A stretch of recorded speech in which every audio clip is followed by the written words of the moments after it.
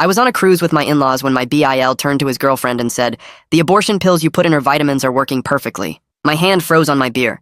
He said it in a secret language from my wife's childhood, one she taught me but couldn't remember through the PTSD of 7 miscarriages.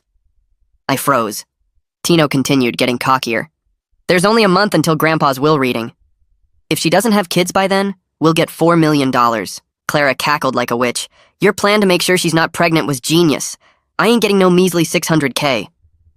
My wife Olivia sat right next to me, getting ready to take what she thought were her evening vitamins. I immediately sprawled across the table, knocking everything over while pretending to be too drunk on mimosas. You see, I knew telling her would break her heart. After our 5th loss, she'd tried to jump off our balcony, screaming that her body was a graveyard, and her brother was the one to talk her out of it. That night, I waited until everyone was asleep. My hands shook as I swapped all her pills with sugar pills from the ship's store, my mind racing. She was already pregnant again. We'd found out just before the cruise, but hadn't told anyone yet. The next morning at breakfast, I watched my brother-in-law closely. "Olivia felt nauseous this morning," I mentioned casually.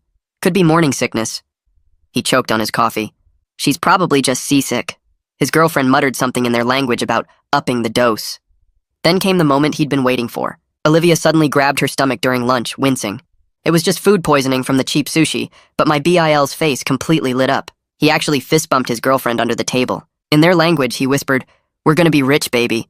Clara looked at Olivia's retreating form and mumbled in their language, "Do you ever feel, I don't know, a little bad?" Tino snorted. "For what? After the will reading, she can pop out as many as she wants. 7 miscarriages, though. 7 necessary business decisions," he corrected, taking another sip of champagne. The next day, I was refilling our drinks when I heard him on a video call with his biggest client. "You know what, Chandler?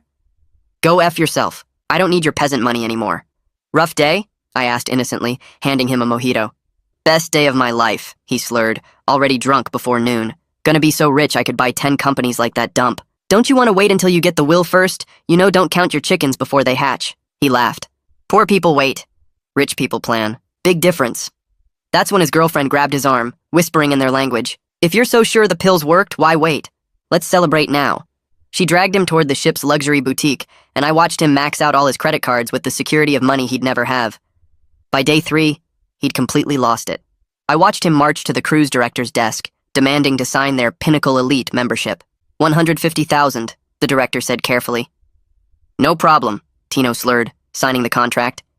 His stupidity made me gasp. In the span of just a few days, he had already spent his entire will allowance on useless garbage. That afternoon at the buffet, when staff asked him to wait in line like everyone else, he exploded. "Do you know who I am?" he screamed. "I'm about to own this cruise line. You're all fired."